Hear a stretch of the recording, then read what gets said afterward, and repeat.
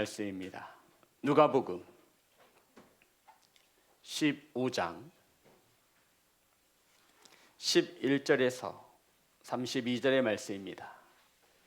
제 성경책으로 신약성경 121면에 있습니다.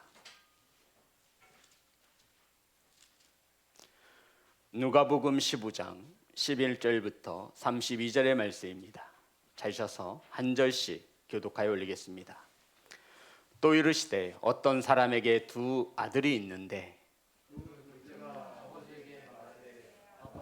재산 중에서 내게 돌아올 분깃을 내게 주소서 하는지라 아버지가 그 살림을 각각 나눠 주었더니 그 후에 며칠이 안 되어 둘째 아들이 재물을 다 모아가지고 먼 나라에 가 거기서 허랑방탕하여 그 재산을 낭비하더니 다 없앤 후 그 나라에 크게 흉년이 들어 그가 비로소 궁핍한지라 가서 그 나라 백성 중 한 사람에게 붙여 사니 그가 그를 들로 보내어 돼지를 치게 하였는데 그가 돼지 먹는 쥐염 열매로 배를 채우고자 하되 주는 자가 없는지라 이에 스스로 돌이켜 이르되 내 아버지에게는 양식이 풍족한 품꾼이 얼마나 많은가 나는 여기서 줄여 죽는구나.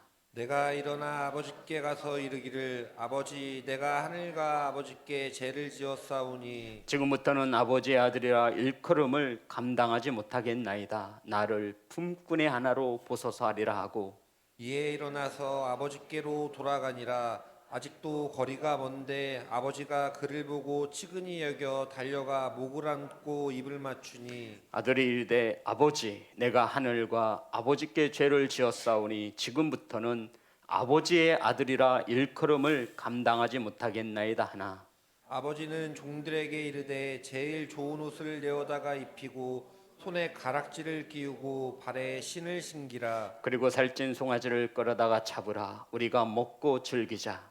이 내 아들은 죽었다가 다시 살아났으며 내가 잃었다가 다시 얻었노라 하니 그들이 즐거워하더라 맏아들은 밭에 있다가 돌아와 집에 가까이 왔을 때 풍악과 춤추는 소리를 듣고 한 종을 불러 이 무슨 일인가 물은데 대답하되 당신의 동생이 돌아왔음에 당신의 아버지가 건강한 그를 다시 맞아들이게 됨으로 인하여 살찐 송아지를 잡았나이다 하니 그가 노하여 들어가고자 하지 아니하거늘 아버지가 나와서 권한대 아버지께 대답하여 이르되 내가 여러 해 아버지를 섬겨 명을 어김이었거늘 내게는 염소 새끼라도 주어 나와 내 벗으로 즐기게 하신 일이 없더니 아버지의 살림을 창녀들과 함께 삼켜버린 이 아들이 돌아오매 이를 위하여 살찐 송아지를 잡으셨나이다 아버지가 이르되 너는 항상 나와 함께 있으니 내 것이 다 내 것이로되 이 내 동생은 죽었다가 살아났으며 내가 잃었다가 얻었기로 우리가 즐거워하고 기뻐하는 것이 마땅하다 하니라 아멘. 기도합니다. 하나님 말씀을 선포합니다. 사람의 생각과 세상의 언어가 섞이지 않게 하시고 온전히 하나님의 말씀만 선포될 수 있도록 성령님 역사하여 주옵소서. 말씀을 받습니다.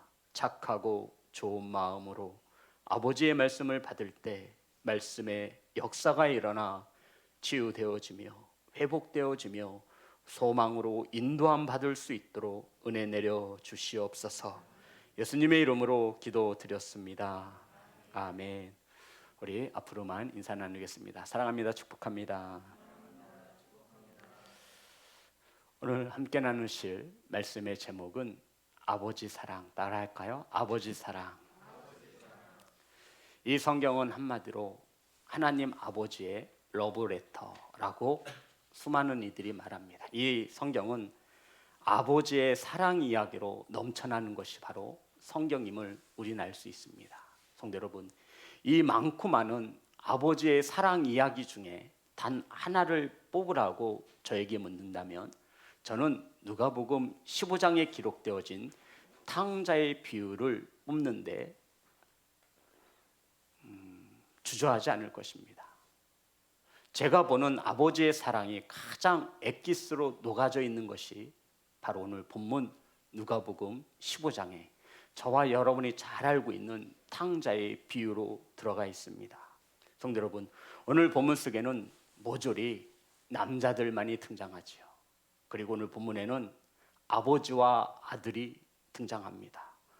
어느 날 아버지에게 두 아들이 있었는데 이 둘째 아들이 아버지에게 이렇게 요구하기 시작했습니다. 12절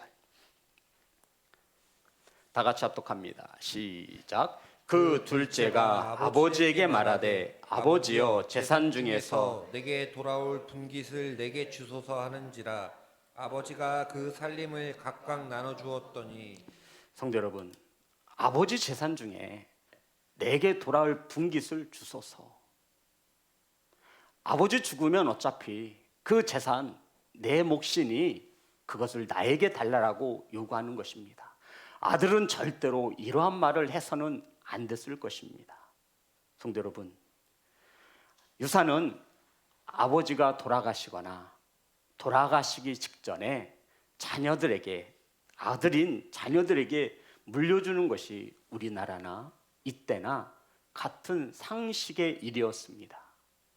아버지가 살아계심에도 이 유산을 미리 달라고 요구하는 것은 건강하게 살아계신 아버지가 빨리 죽어 없어지기를 바라는 마음이나 같은 것이었음을 우리는 잘 알고 있습니다. 성도 여러분, 그런데 둘째인 이 아들이 아버지에게, 건강하게 살아계신 아들에게, 아버지에게 자신의 몫을 요구하고 있는 것입니다. 성도 여러분, 이렇게 요구하는 이 둘째 아들에게는 사랑으로 길러주시고 사랑으로 보듬어준 아버지의 사랑은 없는 것입니다. 그래서 성경은 우리에게 이 둘째 아들이 아버지에 대하여 이렇게 묘사하고 있습니다. 우리 다시 한번 12절 제가 그 둘째가 아버지에게 말하되 아버지여 재산 중에서 내게 돌아올 분깃을 내게 주소서. 재산 중에서 내게 돌아올 분깃을 내게 주소서. 성도 여러분, 둘째 아들이 아버지를 형상화시킬 때 아버지의 사랑과 은혜는 찾을 수가 없습니다. 둘째 아들에게 아버지는 그저 내게 줄 재산을 많이 가지고 있는 사람, 길러주시고 낳아주신 아버지의 사랑과 은혜는 그 속에 녹아있지 않고, 이 둘째 아들이 아버지를 바라보는 것은 돈 많은 사람, 재산이 많은 사람. 그래서 이 둘째 아들에게 아버지는 내게 재산을, 돈을 나누어 줄 사람. 그래서 이 아들은 아버지의 사랑과 은혜를 기억하지 못하고 내게 나눠줄 내 몫의 재산을 나눠주십시오라고 요구하는 것입니다. 사랑하는 성도 여러분, 이 둘째 아들에게 아버지는 그저 돈 많은 재산을, 자신의 분깃을 나누어줄 사람으로 알고 있었던 것입니다. 이것은 잘 아시겠지만 비유라 말씀하고 있습니다. 사랑하는 성도 여러분, 이러한 일은 이 시대에도 분명히 일어나고 있습니다. 아버지는 그저 재산이 많아서 자식인 나에게 돈과 재산을 물려줄 사람으로만 인식하고 있다는 것입니다. 아버지의 극진한 사랑과 아버지의 보살핌과 아버지의 은혜는 기억하지 못합니다. 그냥 나에게 있어서 아버지는 아버지가 가진 많은 재산의 그 몫을 내 것으로 남겨줄 사람. 사랑하는 성도 여러분, 생명을 주신 아버지로 성경은 우리에게 조명하지 않습니다. 그저 이 둘째 아들에게 아버지는 자신의 몫을 나누어 줄 사람, 돈이 많아서 부자여서 자신의 것을 나눠줄 사람으로만 둘째 아들은 이렇게 기억하고 있는 것입니다. 성도 여러분, 저와 여러분이 이 당시 이 둘째 아들의 아버지였다면 어떠한 생각과 마음이 들었겠습니까? 아마 참담함 그 자체였을 것입니다. 몹시도 슬펐을 것입니다. 더 나아가 둘째 아들은 아버지에게 물려받은 그 재산을 어떻게 하냐면 13절입니다. 다 같이 합독합니다. 시작. 그 며칠이 안 되어 둘째 아들이 재물을 다 모아가지고 먼 나라에 가 거기서 허랑방탕하여 그 재산을 낭비하더니 자, 둘째 아들이 아버지에게 아버지 어차피 죽으면 나에게 올 몫을 떼어 주십시오 요구했습니다. 그리고 그것을 나눠 주었어요. 그랬더니 며칠이 안 돼요. 13절에 보면 둘째 아들이 재물을 다 모아 가지고 재물을 어떻게 써요? 성도 여러분, 이 둘째 아들에게 받은 땅도 있을 거예요. 그죠? 부동산이 있을 거예요. 이것을 모았다라는 것은 어떤 의미입니까? 설마 이것을 모아서 배를 타고 땅을 짊어지고 가서 허랑방탕하게 다 썼다라는 뜻은 아닐 거 아니에요.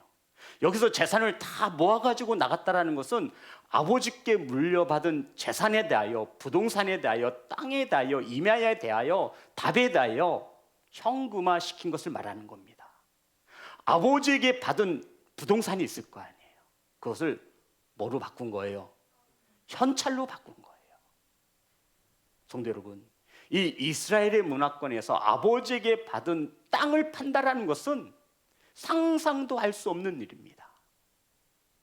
아버지로부터 물려받은 그 땅을 현금으로 바꾸어 판다라는 것은 있을 수 없는 일인 거예요. 그런데 그것을 이 둘째 아들이 한 것입니다.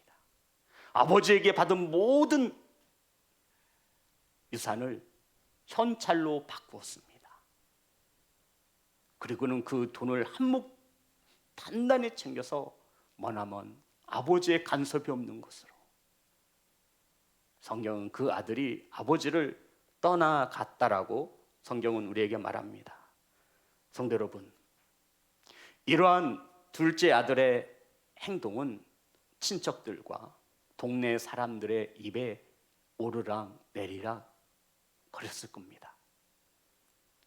이러한 모든 소리를 듣는 아버지의 마음을 우리는 한 번쯤은 아버지의 입장에서 생각해 볼 수 있어야 합니다. 성도님, 이 아버지가 마음이 어땠을까요? 내 아들이잖아요. 그런데 남들이 수근수근 거리는 거예요. 아니, 아버지가 죽기도 전에 저렇게 살아있는데 유산을 달라 그래? 못된 것 같으라고. 그리고 그것도 모자라 아버지에게 받은 땅을, 조상 대대로 내려온 그 땅을 헐값에 팔았어? 인간도 아니야. 홀로 남겨진 아버지는 그 모든 소리와 소식을 들으며 마음을 다잡아야만 했을 것입니다.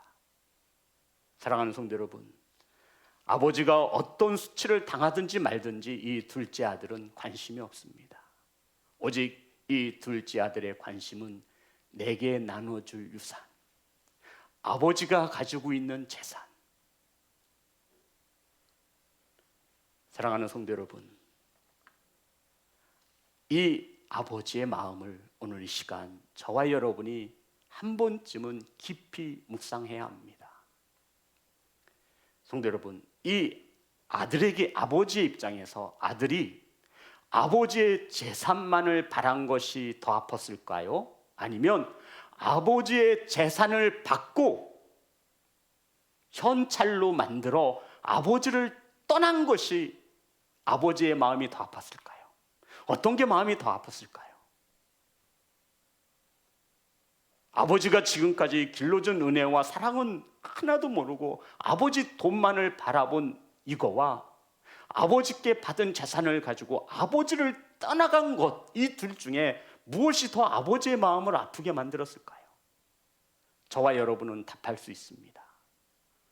성도 여러분, 아버지를 떠난 것이죠. 아버지는 그 재산, 자신이 평생 동안 피땀 흘려 모은 그 재산, 그것보다 아들이 내 곁에 있어주기를 원했던 것입니다. 아멘. 저와 여러분도 마찬가지잖아요. 그런데 아들은 이 두 가지를 한꺼번에 해냈습니다. 대단한 아들이에요. 아버지 마음의 대못을 한 번에 두 번씩이나 받았어요.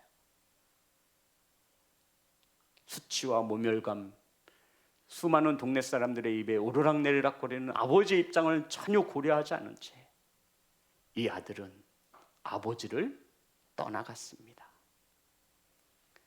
사랑하는 성도 여러분, 그럼 우리는 한번 이 물음에 이렇게 질문해 봐야 합니다. 아버지는 이러한 일이 이렇게 되어줄 모든 것을 알면서도 왜 둘째 아들의 요구를 들어주었느냐 말입니다. 성도 여러분, 당시 유대 사회에는 가부장적인 제도였습니다. 지금처럼 아버지가 힘이 없는 것이 아니라 아버지 힘이 가정에서 최고였어요. 가부장, 아버지가 힘이었어요. 그 자체였어요. 아버지는 둘째 아들의 요구를 안 들어줘도 그만인 거예요. 또한 그러한 요구를 하는 둘째 아들에게 율법의 잣대를 갖다 대어 그 아들을 징계할 수도 있었을 것입니다. 하지만 아버지는 그러한 힘이 있고 환경이 받쳐졌음에도 둘째 아들에게 물리적인 그 무엇도 사용하지 않습니다. 사랑하는 성도 여러분, 둘째 아들이 아버지의 재산을 요구할 때 아버지는 안 주어도 되는 거예요. 괘씸하게 여겨 재산을 안 주어도 됩니다. 아버지가 안 주면 아버지의 재산은 아버지가 죽는 그 순간까지 둘째 아들의 것이 될 수 있다 없다? 없다.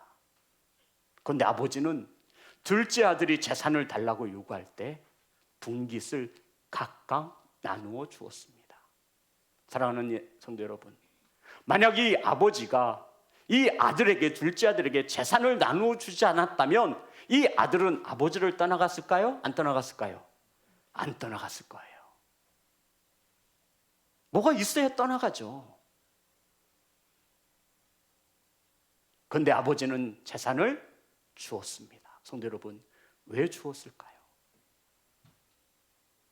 그 재산을 종잣돈 삼아 해외에서 큰 사업을 벌여 돈을 많이 벌어서 금이 환영할 것으로 알고 주었을까요?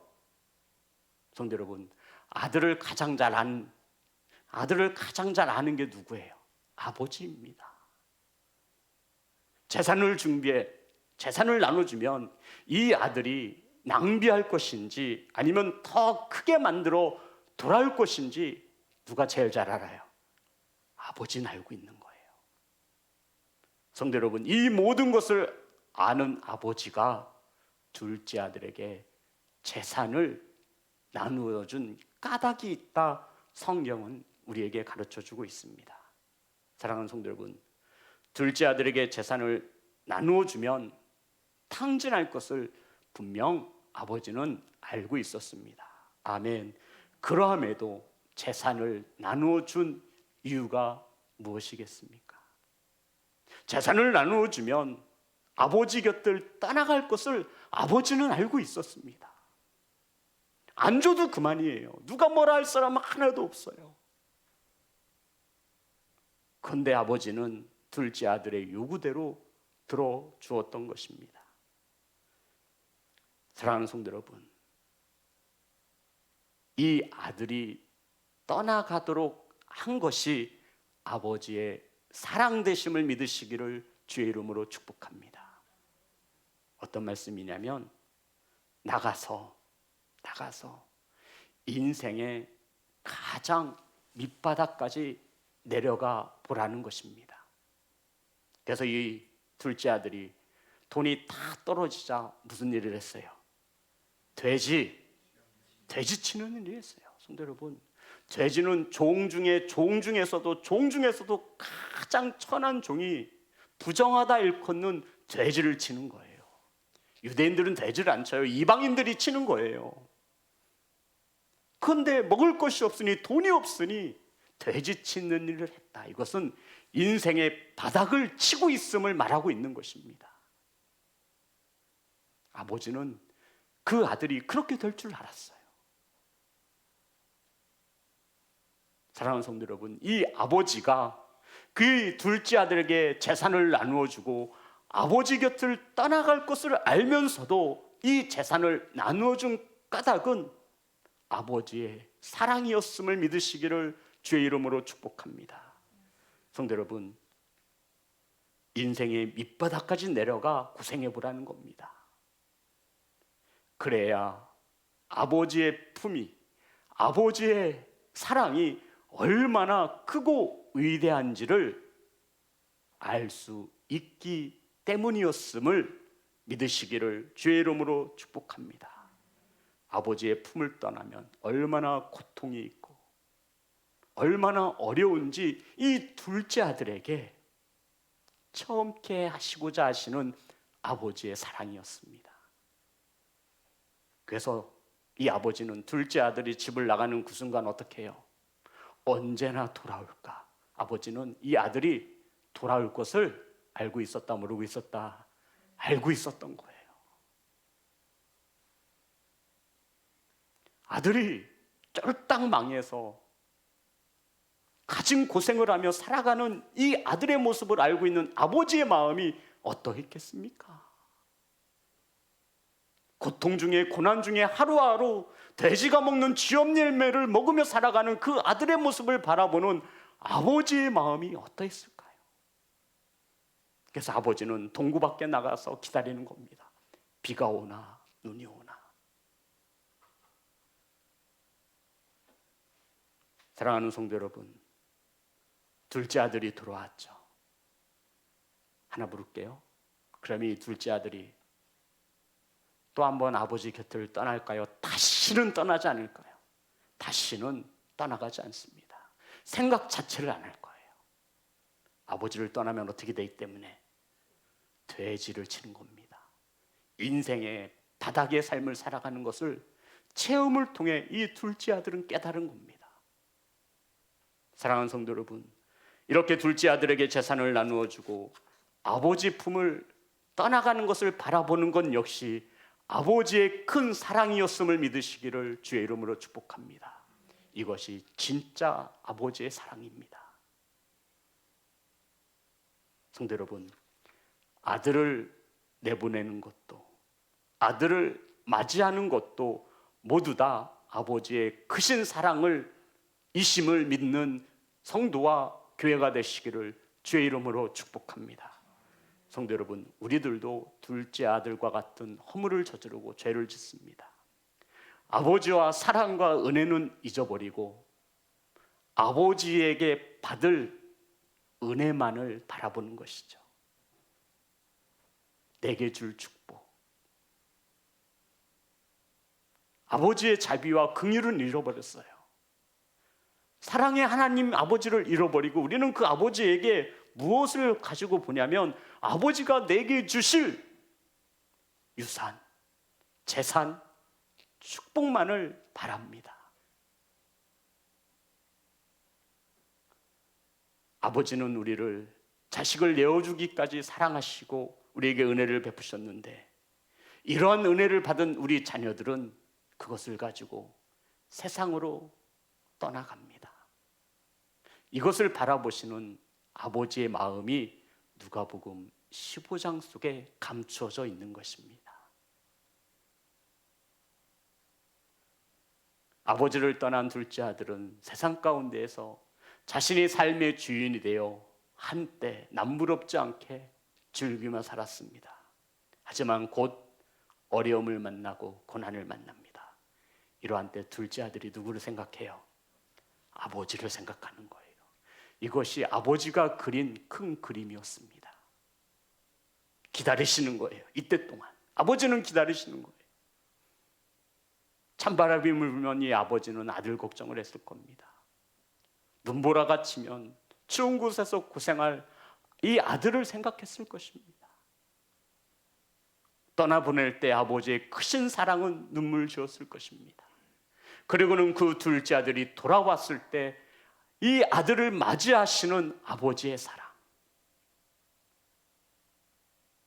사랑하는 성도 여러분, 우린 염치 없이 아버지를 떠났다 다시 아버지에게 돌아옵니다. 이번엔 잘해야지. 정말 아버지에게 효도를 다해야지. 마음을 다잡지만 아버지와 사랑과 은혜 앞에 우리의 이기심은 여전히 아버지의 사랑보다 더 큽니다. 아버지의 십자가의 사랑은 잊어버리고 아버지에게 무엇을 받을 수 있을까? 아버지가 분명 내게 줄 유산이 있을 텐데, 축복이 있을 텐데 우리는 이것만을 아버지에게 달라라고 요구하는 둘째 아들이나 마찬가지인 것입니다.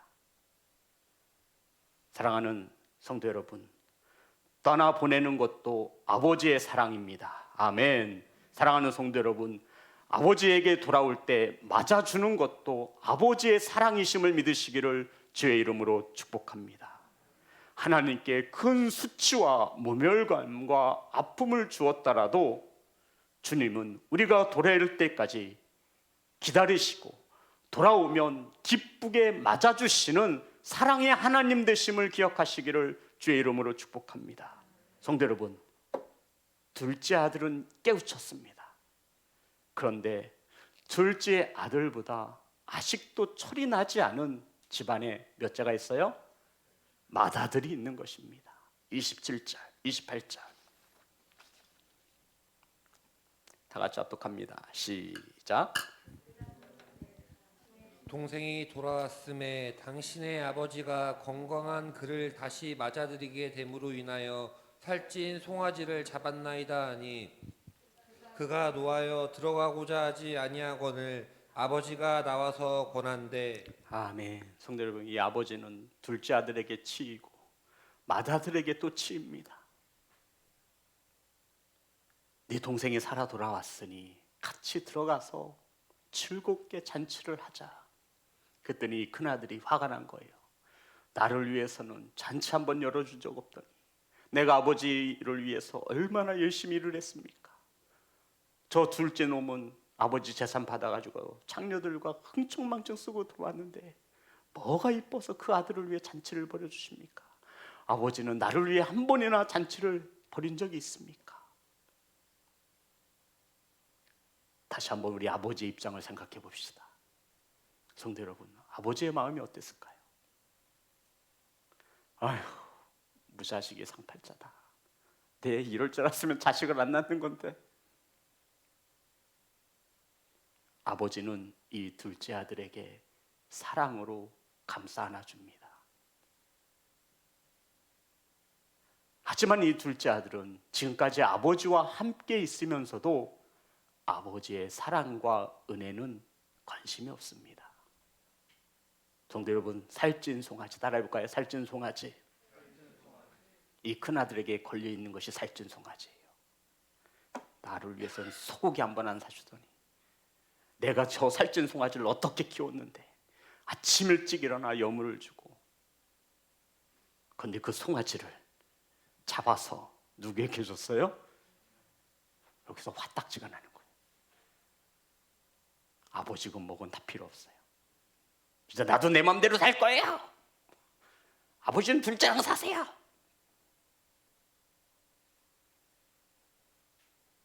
이제 그 재산 내게 주세요. 나도 나가서 살 거예요.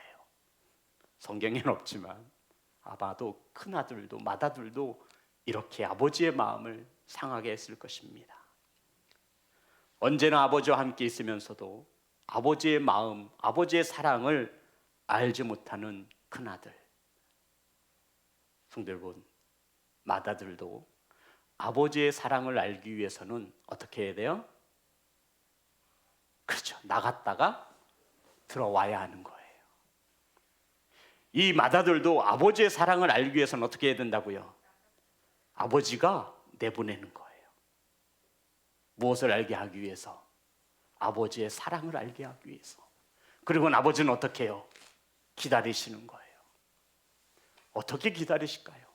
마음 졸이면서 기다리시는 거예요. 얘가 10시가 넘었는데도 안 들어오네. 12시가 넘었는데도 안 들어오네. 잠을 이룰 수가 없는 거예요. 사랑하는 성도 여러분, 우리 자녀들이 안 들어오면 어떻게 잠을 자요? 나가는 것을 지켜보았던 아버지는 그 자녀가 돌아올 때까지 기다리는 겁니다. 사랑하는 성도 여러분, 맏아들도 아버지의 품을 떠나 세상에 나가 보아야 아버지의 사랑과 은혜를 깨닫고 돌아오는 것입니다. 사랑하는 성도 여러분, 이런 아버지는 자녀들을 떠나보냅니다. 무엇을 알게 하시기 위해서?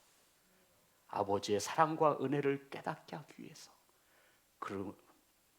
그러면 한 1년, 2년은 나갈 생각을 하지 않아요.